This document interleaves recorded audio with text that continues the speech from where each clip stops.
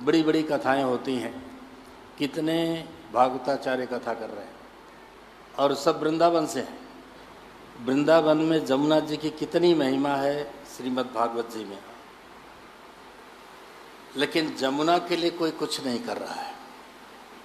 करोड़ों रुपए खर्च हो रहे कथा में, लेकिन जो जमुना गंगा हमारे लिए पूजनीय है, वंदनीय है, भारत की संस्कृति के प्राण है गंगा जमुना, उनके लिए किसी के मन में कोई चिंतन नहीं है।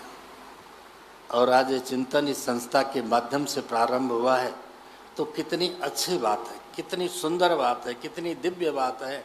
और हम सबको इसके लिए तन मन धन से प्रयास करना चाहिए।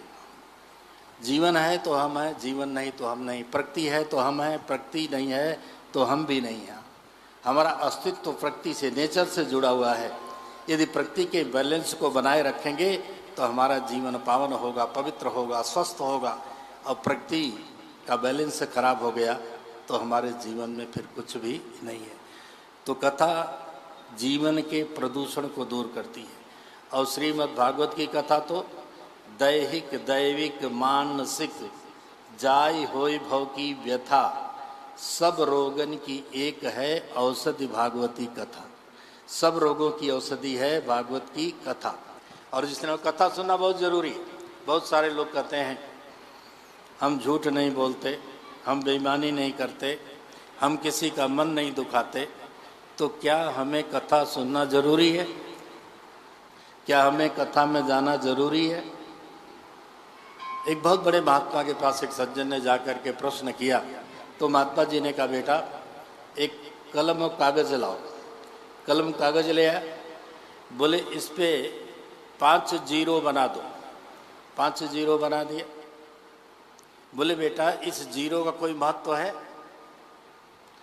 ये जीरो 5 किसी संख्या में परिवर्तित होते हैं? बोला नहीं महाराज। बोले इसके आगे 5 और लगा दो तो कितना हो जाएगा? हाँ जी, जोर से बोल दो। हाँ जी, 5 लाख हो जाएगा। जब तक 5 नहीं लगा तो जीरो का कोई महत्व नहीं है। तो तुम जो कुछ कर रहे हो उसका कोई महत्व नहीं है, वो सब जीरो है। जब कथा में आ जाओगे तो बैलेंस बढ़ जाएगा। इसलिए जीवन में कथा बहुत जरूरी है। और कथा में जब आके बैठते आप, श्रीमद् भागवत की कथा तो इतनी दिव्य है, इतनी पवित्र है, इतनी पावन है। कथा 3 लोगों का कल्याण करती है। जो कथा कराता है उसका कल्याण करती है, जो कथा करता उसका कल्याण करती है, और जो कथा सुनता है उसका कल्याण करती है। तो कथा के जो जजमान है वो भी धन्यवाद के पात्र हैं, साधुवाद के पात्र हैं कि अपने तन मन धन का सदुपयोग कर रहे हैं। और भागवत कथा में आके बैठो तो केवल कथा ही नहीं, यहाँ तो भाग्य बदल जाता है। ये तो स्वयं कल्पतरु है भागवत की कथा।